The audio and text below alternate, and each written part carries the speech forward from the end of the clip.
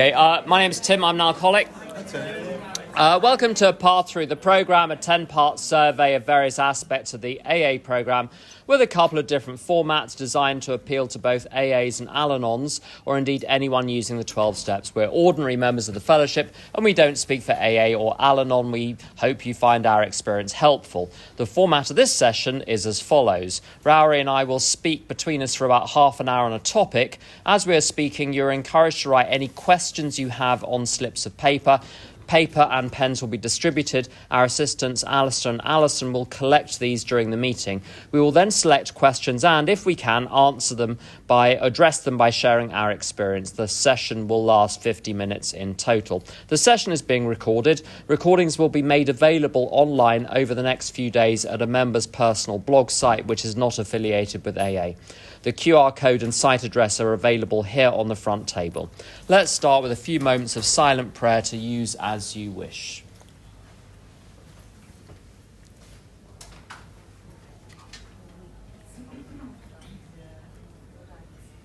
This session's topic is surviving the first year of recovery, and Rawiri is going to kick us off.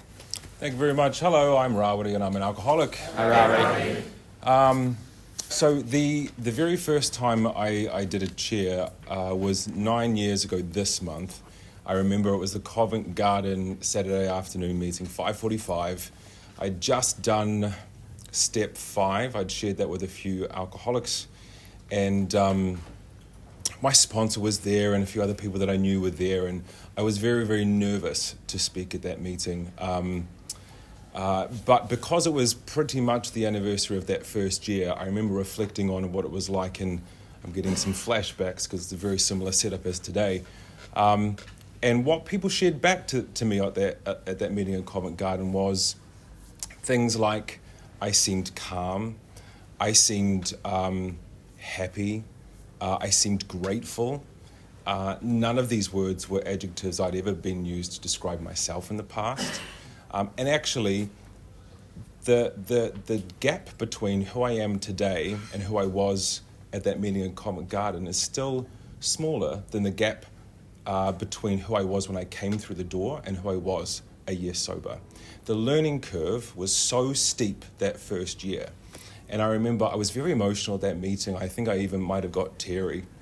But the reason I felt so grateful is because I remember how close it was to not being that way. I came through the doors in July of 2014. I'd been a few weeks dry, chemically sober, but I came through the door not at all thinking that this was the solution to my problem. You know, I hear people come through the door very grateful. I found the solution. That was definitely not me. So it feels right and proper that in order for me to tell you how to survive, and not to spoil the plot, I did survive the first year, but in order for me to tell you how to survive, should tell you how you can go about almost not surviving, which is what I tried to do for the first few months that I got here. And I'm going to politely call this part of my journey resistance. I did that with everything. It seemed to me from the very first meeting I went to in AA, people gave me suggestions. He gave me a lot of suggestions, honestly, and I didn't like any of them. I remember at my second meeting, someone said, "We recommend going to 90 meetings in 90 days." And I nodded and smiled politely because I'm aware that's socially accurate. But in my mind, I thought, this person's off her head. Who has time for this? Not me. They suggested that when you go to meetings to sit at the front of the meeting and to share at meetings. I did nothing of the sort. I sat at the very back with my legs crossed, my arms folded, scowling and judging every single person who would open their mouth. They recommended to get to know the big book of Alcoholics Anonymous. I busied myself in my time with things like Netflix instead. They recommended getting a sponsor and being rigorously honest, and I had very little interest in either one of those two things. But one person that I met in that early part of my journey did say to me, at some point, if you really are an alcoholic, there's going to come a moment when you are faced with your own disease, and the choice will be either you go back to drinking and that drink is going to lead you to death, or you're going to have to do something vastly different to what you're doing. And that moment did hit me. That moment hit me in Hofbrau House of Oktoberfest, the world's biggest piss-up, which I went to in about month 4, I think, of being physically sober. I said I resisted the suggestions. We say don't go to places where you'll be tempted. I went to San Fermin Festival, I went to Ibiza, and then found myself at Oktoberfest, where I was determined not to drink because I knew that drinking would probably end up in something dangerous and maybe deadly. But I couldn't let it go. I couldn't stop not being around bars and drunk people and drinking because it was my entire freaking identity for 27 years. And I hung on to it, I dug my claws in, and I felt uncomfortable at the suggestion of being sober. But doing laps around Hofbrau House, trying very hard to look for the point at which I'd lost my freaking mind, I realized that everything people had been saying in the meetings was true. There I was faced with the decision. Am I going to pick up a drink? And it became very obvious if I didn't make a decision to commit to doing something different, one of those steins was going to get me. And I didn't pick up. I spoke to someone in Germany that day, and I went back to London and I asked someone to sponsor me. Not particularly humbly either. I messaged someone saying, think I need a sponsor. Keen? It still makes me cringe, but it got the job done. And that was the first turning point, I guess. That sponsor was a very, very kind man, very gentle soul, and he gave me a lot of suggestions too, just nicer. And although at the beginning I tried to negotiate those suggestions, he wasn't someone who was particularly interested in my excuses, my reasons, or anything like that. He had what I wanted, you know. I came into the rooms not because I thought I was an alcoholic. I thought I was just mental. I thought that the alcohol made the mental worse. It's partly true. But this person seemed to glide through meetings, so calm, so at ease. And I was not at ease with anything. I couldn't remember feeling comfortable in my skin or in my head for as long as I had been alive. And he had a little bit about what I wanted. And so I started working the steps at that point. And my life changed. It changed. Like I said, I did try to negotiate some of the points. I remember arguing the toss at step 4 that I printed out a bunch of different resentment worksheets to fill out on a plane ride back to New Zealand. They came back to London empty, and my summation of this was that I just wasn't a resentful person. Came back and I was like, turns out I'm not resentful. And we started with my family and we went from there. But what that first year kind of taught me, especially those first 4 months, if I'm the person that I'm relying on to give myself suggestions, I will end up in very crazy places doing very dangerous things. My drinking taught me that, and I thought when I put down the drink that the sanity would be restored. I was kind of horrified and betrayed to find out that that wasn't the case. My mind was insane, whether there was alcohol in it or not. And so I had to substitute my thinking with something else, and that something else was the steps and having a relationship with God. But none of the suggestions came easy to me. They all made me feel like I wanted to set myself on fire. The idea of praying to something that I didn't have, that I didn't know about, seemed really uncomfortable, and I did it awkwardly and clumsily in my flat in East Ham. Hello, God. I'm Rawiri. I don't know how to do life, so if you could point me in the right direction, I'll do what you say. Thank you so much. Going to meetings, as it was suggested, not if and when I felt like it, which is what I wanted to do, but 5 times a week, big book meetings included, and when I go there, that I go there with the intention to share the message, that I'm still sober, that I'm working the program, and that everything is okay. And by the time I got to that chair in Covent Garden, you know, I was nearly a year sober. I had begun to say yes where I used to say no. I'd begun to say no to things I used to say yes to. and life was different. Like I said, that meeting was overwhelming, and I don't take for granted how close I was to relapsing for the first 4 months of being in these rooms. I have a very strong step one, and I go back to meetings, especially newcomers meetings, to remind myself of what that step one is. How can I wrap this up? I suppose all it required me to do was take everything I thought to be true when I got here and throw it in the bin, start with something brand new. Nobody who ever gave me a suggestion, or the myriad suggestions, had ever pointed me wrong. Every time I did something that was suggested, I felt better, I did better, I was better. And so I try my best now to instill that in the people that I work with in their first year. I think that's what I have. Thanks.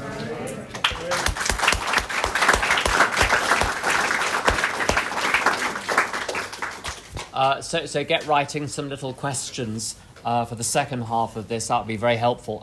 So Tim, alcoholic. I'm going to talk about the AA and the Al-Anon side of this, because there are issues with being, as it were, new in Al-Anon or new back in Al-Anon after a period of doing Al-Anon light or no Al-Anon at all. In my first year in AA, what was very clear to me from my last drink, which was in the July of 1993, was that if I drank again, I might not come back. I think it's well said that I've got another drink in me, but I haven't necessarily got another recovery in me. And it's very old-fashioned to say old-fashioned things from AA of yore, but this idea of get to bed tonight without a drink and you're in with a chance.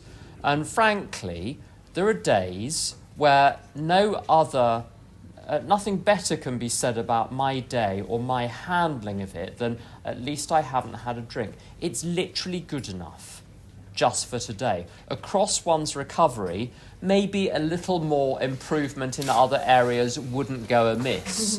But on any given day, that simply has to be enough. And I like attention. I know none of you do, ever.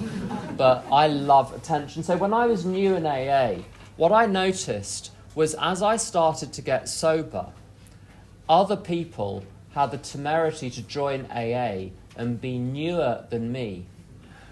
And they started, so a newcomer would come in and people would be knocking over chairs to get to them. And I'd be sitting there with my little neurosis. And no one cared about my neurosis because there was Bobby over there who was frothing at the mouth and about to go into a sort of full grand mal seizure. You know, he was getting all of the attention. The ambulance was being called for him, not for me.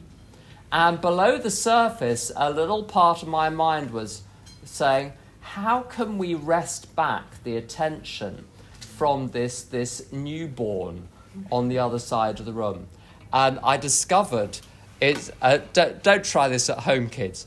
I discovered that if you start to bleat in meetings about wanting to drink tonight, you'll get a lovely queue of people to talk you out of it, like that scene in Airplane where someone's panicking and people queue out, one person slaps him and someone else is kind, and then there's a baseball bat and there's, what step are you working?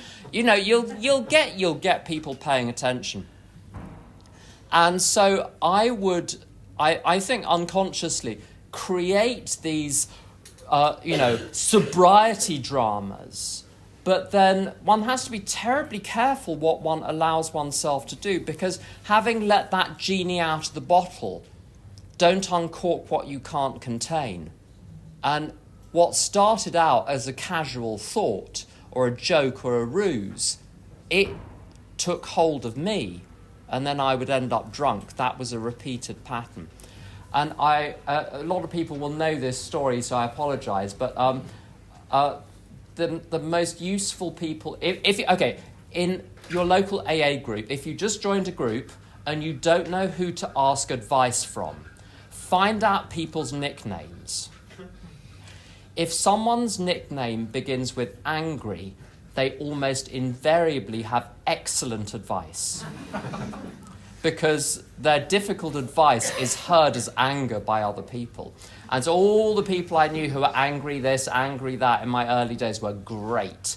Angry Sue, I called her up at 10 to 11, 5 minutes from an off licence when the off licences were going to close at 11. And I said to Sue, I feel like drinking. She said, AA is for people that don't want to drink, and she put the phone down.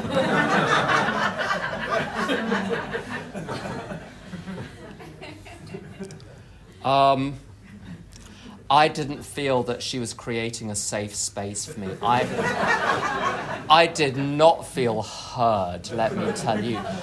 So what I did, I thought very quickly on my feet, and I phoned her back and said, Sue, I don't want to drink, but the compulsion to drink, it feels as though it's on me. And then we could have a conversation.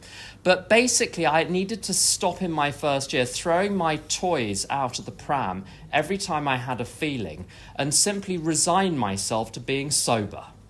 So to make the decision, so it talks in the big book brilliantly in the doctor's opinion about he made many resolutions but never a decision. And a decision is a commitment to action where I'm renouncing the right to go back on it because my feelings or thoughts later change. So I had to, the commitment, this decision, this surrender, was resigning myself to staying sober and saying, I'm going to be staying sober come what may for the indefinite future.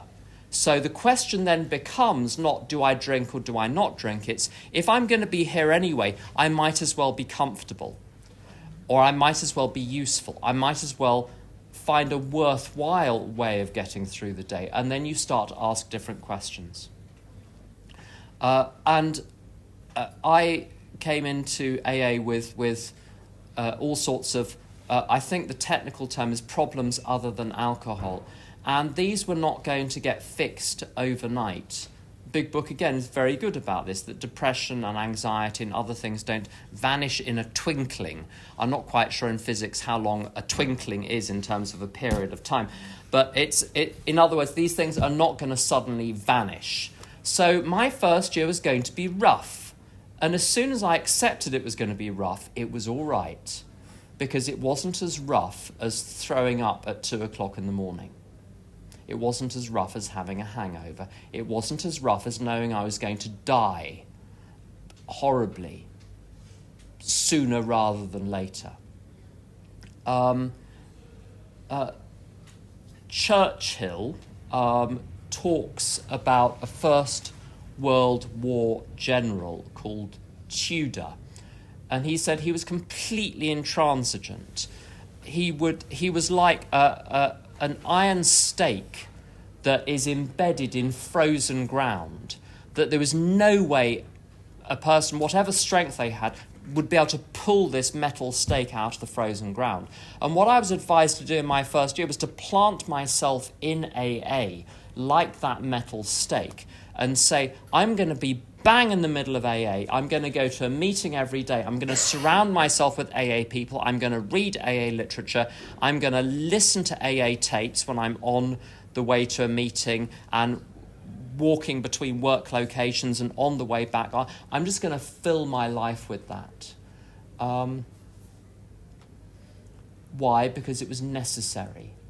And what I discovered is I couldn't overdose on AA. It was impossible. So as someone that struggled with the not drinking bit of the programme, I was well advised to do that, to throw myself in and say, I'm going to be here, let's make the best of it. And this filling the time business, I think one of the phrases is stick with the winners. Now, people get very offended at this and say, well, that's not very fair to people that are having a hard time or whatever. And I understand that. But it depends what the definition of the winners is. And there's a brilliant line, I think, by Clancy, where he says, the winners are the people who are currently trying. And I would have the experience of being with people who are 5, 10, 15 years sober, but were casual about AA and ever so slightly cynical and arch about the whole thing with an ironic distance, who were not currently trying, who left me with an empty feeling after I spent time with them.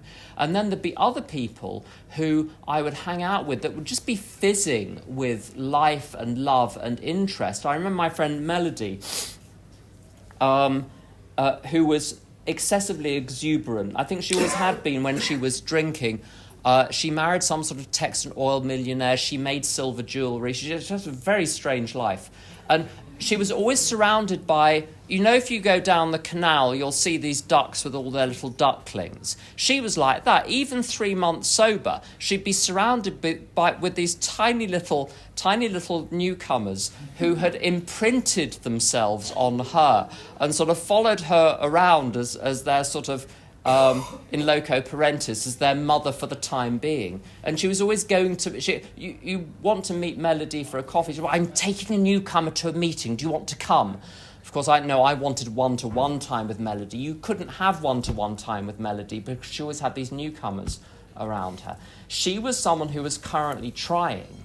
And the point about the spiritual awakening is it happens, in my experience, gradually throughout the period of taking the first 9 steps in particular. That doesn't preclude working on 10, 11 and 12 as one is going. But the spiritual awakening, one's own power source, is accessed only gradually and incrementally and fitfully. The power source in my first few months, in terms of a connection with a higher power, was like these, in countries which are struggling, the electricity will be shut off in a certain part of the city for some of the day, and you have to look on the schedule to see when you're going to be able to run the washing machine. It was like that in my first year. So there were times when I needed someone else's connection with a higher power to get my power. And that's valid, that's allowed. But what I mustn't do in my first year, what I had not to do in my first year, was to glom onto a particular person and say, this is going to be my special friend that I'm going to get all of my energy from, because within a couple of weeks they'd be backing away very wisely. I needed to spread that dependency, that human dependency, not on a specific person, but on the totality of the people in AA, and be really open to my higher power surprising me with who was going to be available, and not to turn my nose up at who was available on a particular day because they didn't fit my idea of what I thought my special little AA friend should look like. Who's available today is the question, not what do I want. And then I found I always got what I needed. When I went into AA meetings or new AA settings with a shopping list of what I thought my AA friends should look like, I always ended up bereft and disappointed and empty. So everything is there that I needed. I just needed to be open to God packaging it up in a way that God decided, rather than me stipulating to God what it should look like. The next thing,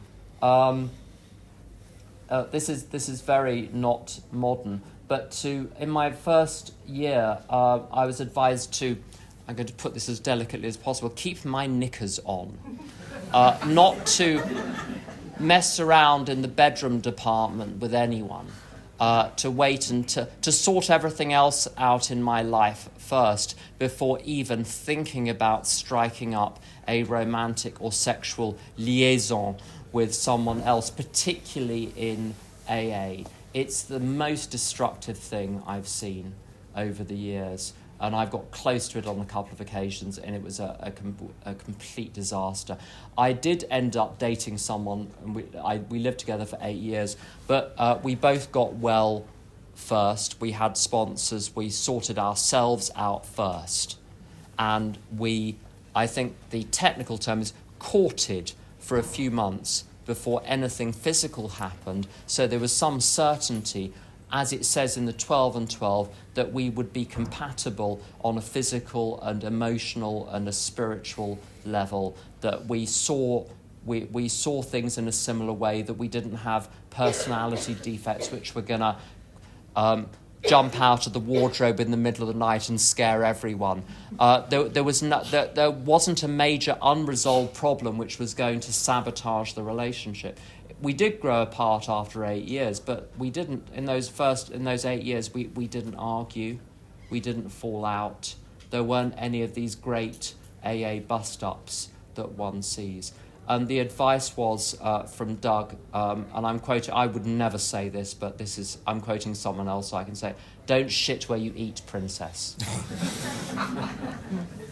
What you don't want is to have a mental map of all the meetings in London with the ones that you can't go to because there might be some kind of ex acting floridly every time you walk in through the door. And also, I mean, on a much more serious point, a lot of people in AA are going to drink again. Some are going to commit suicide. Some are going to try to commit suicide and will be mutilated by tube trains. You do not want to have a sexual history with such a person and wonder whether your behaviour contributed to what ultimately happened to them. You didn't cause it, you can't cure it, you can't control it, but you might have contributed to it. So the 3 C's don't preclude that 4th C of contribution. So I'm very careful about that sort of thing. And that, it's not just, I'm going to sound like even more of an angry old man than I actually am. It's not just avoiding the actual sexual liaisons with people. It's going to meetings not dressed like I'm trying to pick up. It's not flirting with people in meetings in the coffee queue. It's not selecting social groups by who's going to get me in with the right set. It's completely shutting down that aspect of me when I'm in AA in the same way that I would in church. It's simply, in my book, not appropriate to do that because I've done enough step 5s and I've heard enough step 5s to know that almost everyone, there are exceptions, comes into AA extremely damaged in that area. And the last thing I want to do is to be a walking temptation to someone else's mental slip. So it's a formal setting. I don't sexualize my appearance in AA. And this makes if everyone does that, it makes it a genuinely safe environment for people to start to heal without any kind of sexual energy operating, no electricity in the room. On the Al-Anon side, one of the things I experienced with Al-Anon is that I'm sure some other people have had this experience. I went to one Al-Anon meeting and thought, oh, I've got the hang of this now. Great. I just need to detach and we're fine now. And then you discover it's not quite as simple as that. And although that's true, it doesn't work its way all through the system in an hour. And I would go kind of in and out of my engagement with Al-Anon, and it was only really pain that would push me back into going to Al-Anon meetings and really engaging in Al-Anon. Now it's firmly part of my schedule. For many years it's been cemented in. But for a while it was hit and miss. And what happened, I'd have some family crisis or a romantic crisis with a whoever, and I'd be propelled into lots of Al-Anon meetings. And what Al-Anon does for me, and it's quite a frightening process, is it sensitizes me to how all of these unconscious reactions to alcoholics, I start to see all the mechanisms which are operating inside me, and I start to see how I'm interacting with someone else's alcoholism and I'm interacting with someone else's Al-Anonism. My mistake in Al-Anon when I've re-engaged is to start blaming the alcoholic, looking down on the alcoholic and seeing myself as the victim of someone else's alcoholism or indeed someone else's Al-Anonism. And what I would do, and this was the big mistake, is talking too much, listening not enough, and building narratives against these people that I was in relationships with, talking about them as though there were these basically this walking defective mechanism, which was the problem in my life. And what happened was that as my insight increased, but my program to deal with what I was learning was not keeping pace with it, I found myself at one point unable to be with my parents because I could see all of the mechanisms and how they'd been operating in my childhood. Al-Anon taught me this, but my insight into the problem was out of sync with my insight into the solution. And I started to tell my mother the effect that she'd had on me as a child, the most appalling behaviour. And I wasn't reined in. So my advice to my earlier self is to do exactly what it says. In that learning period, which is very frightening, when you realise that these things which are driving your behaviour go back a long way and are complex and are very powerful, is to do exactly what it says on the Just for Today card, which is to not show anyone my feelings are hurt. I've got to keep cordial relations going on until I get to a point that I've genuinely healed. The genuine healing did come, the genuine forgiveness did come, but to act too quickly on the insight gained damaged my relationships with the alcoholics and the Al-Anons outside AA before it helped. And it's because I wasn't submitting to good sponsorship from an Al-Anon perspective at that time. That stuff I wasn't taking to anyone. I was just reading the books and going with it. And just one last thing is about the use of prayer. So one of my problems in Al-Anon is to become very preoccupied with the alcoholic or the disordered person. And my danger when I try to apply spiritual means to that is I say, oh good, the solution is to pray. I know, I'll pray about them. And I discover myself praying as obsessively about them as I'd previously obsessed about them. I'm still obsessed with them. I'm just now calling it prayer. I'm praying for their well-being. I'm praying for detachment from them, which means I'm still thinking about them. My brain doesn't realise that I want to try to pray for detachment. It just knows that I'm thinking about them.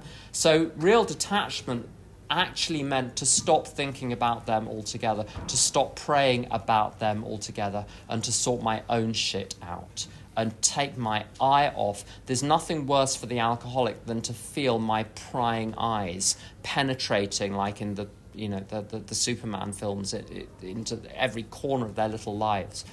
They don't need that. They need me to have my attention on myself. Do you want to see if there are any questions that people have? Oh wow, you're up. Oh, look at this. Okay, how much to rely on a sponsor? So how much do I rely on my sponsor? I worry about being too much for them. How much to rely on a sponsor? Worry about it being too much. If I paid much attention to what I was worrying about in my first year of recovery, I don't think I would have got anything done. If they were a sponsor with a good program, they would probably give you suggestions and directions to take simple actions. Go and do those and don't worry about the outcome, was what I would probably say to that. Your sponsor will probably tell you if you're being too much. There's a really good principle that God will do for me what I can't do for myself, but God won't do for me what I can do for myself. And a good sponsor, annoyingly, will point out where I could be answering the question myself, doing the research myself, reading the book myself. It's really annoying, but it's really helpful. How did you survive your first sober birthday, Xmas, wedding, etc.? Yeah, for any kind of special event, me and my sponsor had a plan. I mean, I was suggested to do daily plans anyway, but I always had a plan. So if I was going to a wedding or some sort of function, I would call up and let him know when I was going, who I was going with, what my exit strategy was to get out of there, and to also either him or somebody else in the fellowship would be on standby to know that if I called during a certain time period, it's because I was at that function and not having a great time. Other than that, I also found it useful to surround myself with people who were also not drinking. Mostly at first choice would always be Alcoholics in Recovery, but any sober person who is somewhat on your not drinking buzz is useful to have in a social situation. Yeah. I'm intrigued by the question. One's first sober wedding. How many weddings are you planning to have? Maybe one at a time, rather than lining them up. But I guess it's some other people's weddings. One amazing thing I've learned in Al-Anon is I don't have to go to anything. And there's a scene in Friends where someone asks Phoebe if she'll do something. She says, gee, I really wish I could, but I don't want to. Not wanting to is literally a good enough reason for not doing it. And I can be polite about it. The one exception is I think there are some family things where the pain it can cause by not showing up for one day and just being, performing the role well, it causes so many problems. And once they're dead, you really regret not showing up for those things. I have some regrets about uncles and aunts and things like that where I could have made more of an effort and didn't. It wouldn't have cost me much. It's just a day. And these days it's a piece of piss, frankly, compared to 30 years ago. You've got online meetings, you've got access to everything at a finger. It's not a problem the way it used to be when you were trapped in the middle of nowhere. Next one. What's the best tip for making friends in your first year? Yeah. I remember the first time my sponsor suggested I go for fellowship after the meeting on Approach Road on a Friday night. And I swear I was on the verge of a panic attack the entire walk to the restaurant. I had no idea how to be around people sober, none at all. My suggestion would be to expose yourself to social situations with people in recovery as often as humanly possible so that you wear down the resistance. And by virtue of that, or find people who have shared interests as you, who you can communicate well with, and if in doubt, do some inventory and speak to your sponsor about it. Yeah.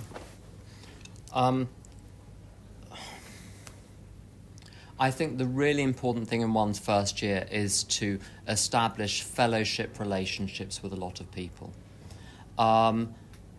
Most of my friends are frankly outside AA. They're the ones who've been stable over the years. In AA, people come and go a lot. So I've learnt not to get too attached or to be very careful about getting attached. So what I used to rely on was meetings where everyone, or a lot of people after the meeting, would go together, where it wasn't people hiving off into little cliques and little groups where you had to be in to go, where everyone went together. I remember the Deep Pan Pizza Company, if you remember that chain, on the Edgware Road. And it was we looked like the bar in Star Wars. It was the weirdest collection of people from the Friday Hyde Park Crescent meeting. By the way, that was an interesting meeting. At its height, it had about 120 people on a Friday evening.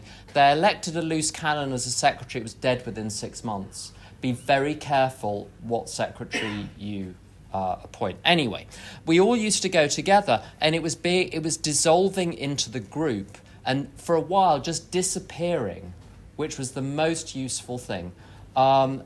Actual friends, do I have any from my first year? No, not anymore. I have friends I made in my first year of sobriety outside AA who are still my friends. And one of the interesting things with the friends outside is they've remained loyal in a way that is more unusual in AA. I think because we're changing such a lot, I can understand why the tectonic plates are not just shifting, they're shooting in lots of different directions. So to be very careful about having the plan of forming friendship, I'd be sceptical about the question. The question frightens me slightly. I would aim to learn to be part of the fellowship as a whole. Very good question. What is more important, to avoid neglecting my recovery or avoid burning out? What's more important to avoid neglecting my recovery? It's a lot of negative phrases. Neglecting my recovery. If I'm neglecting my recovery, I will burn out. That much I do know. If I'm not neglecting my recovery, I will avoid burnout. And I will also sense that the hallmarks of where the burnout will come if I don't make some relatively simple minor changes to my approach. Because burnout doesn't happen overnight, and I've gotten close in different parts of recovery, did it a lot before recovery. But I've never come across a single instance in nearly 10 years where avoiding recovery would have done anything good for me, and only would have done bad things for me and anybody in my direct vicinity. There was someone at a meeting I used to go to in Chelsea many years ago who bugged the hell out of people because he'd just fall asleep in the meeting. And there was lots of snoring, and he had a dog, and the dog snored, and you didn't know if it was him or the dog or both of them. And someone said one day, this might be the only place he feels comfortable enough to fall asleep. And I thought that was very good. What matters to me is the quality of what I'm doing, not the quantity. A few short, good, effective conversations are far more useful than blithering for hours. I remember I sponsored someone for about 9 minutes at one point, and that's not the record. The record was 90 seconds. I asked a question the person did not like. It was over. But this person was saying this many years ago in a galaxy far, far away. They said, what does your Sunday look like? I said. They said, well, from 9 to 10, I speak to Susie. From 10 to 11, I speak to Bobby. From 11 to 12, and like 7 hours. She had 7 sponsees, 7 hours on Sunday without a break, talking to these sponsees. I'm like, what are you talking about? And she had the sense that what one did to be a good sponsor was to give the time. It's not about the time, it's what you do with the time that matters. Sometimes there is a point, 1 minute into the conversation with a sponsee, that you found something that needs to be looked at, and you say, right, go away and think about that for a day. And if one had continued talking, that important point would have been lost. There are lots of things that can be done more efficiently. Also, looking at how one is spending the day. Is there any social media going on? If so, why? There are ways of folding recovery into other things, as I say, like listening to AA tapes on the tube. But the program, as I said earlier in the previous session, is about... It is things that one does in specific places at specific times, but it's also a method.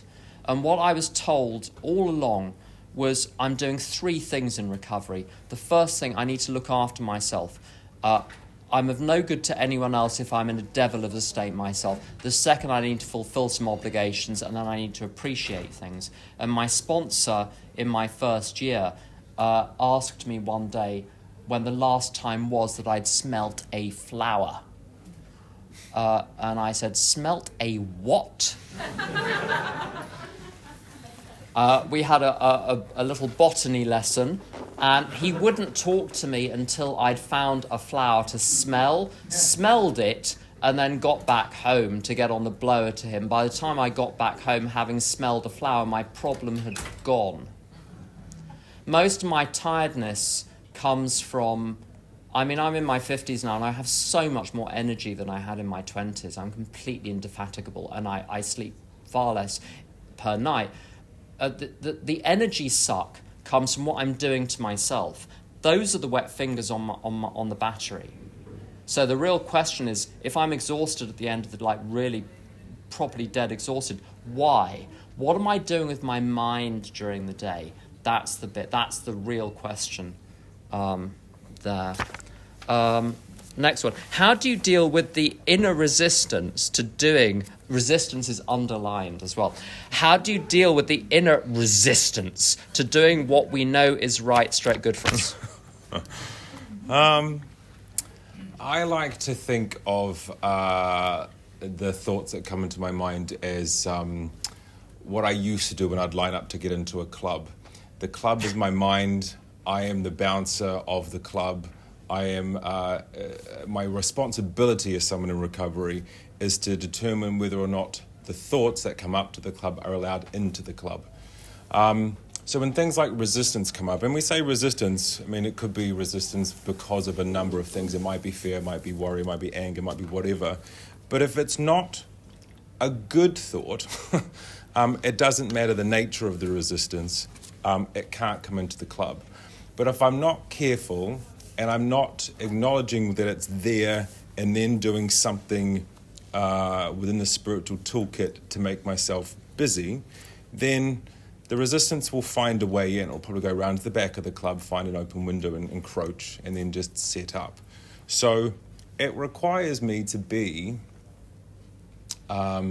pretty diligent in step 10, acknowledging what's happening, taking corrective measures, not going, oh, I'm scared, I'll ignore that until later on when I can deal with it, and then when it comes up again, indulging the fear a bit more.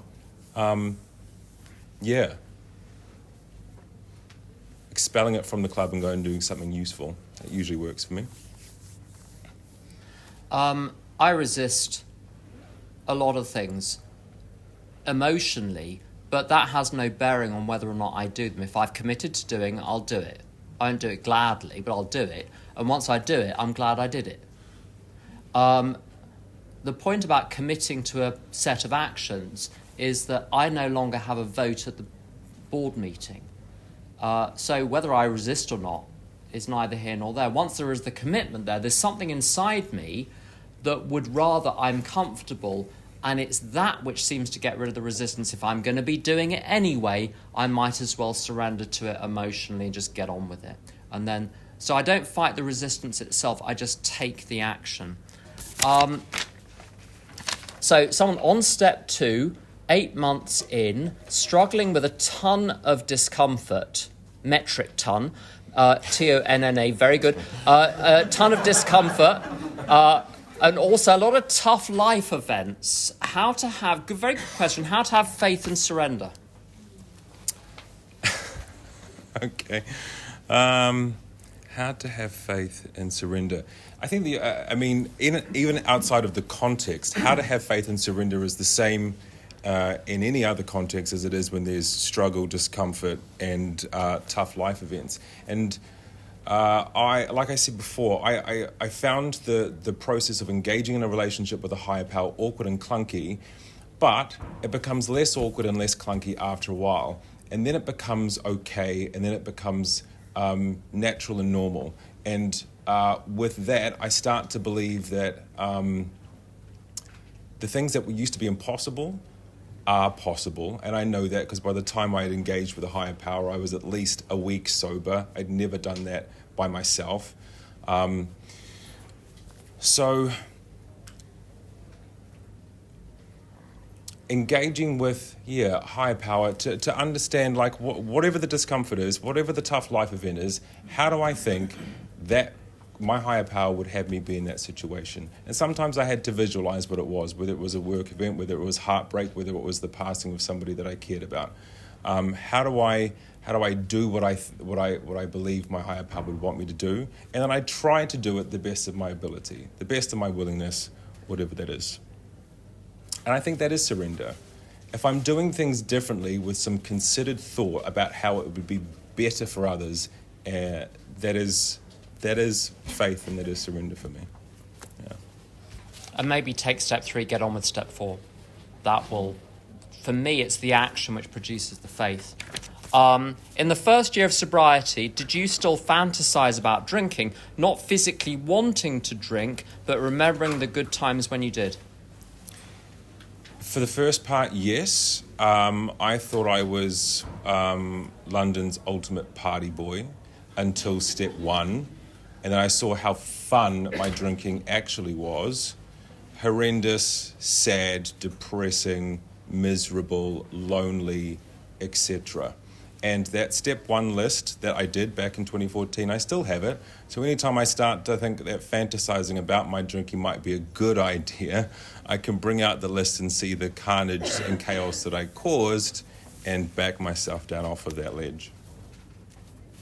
Very good.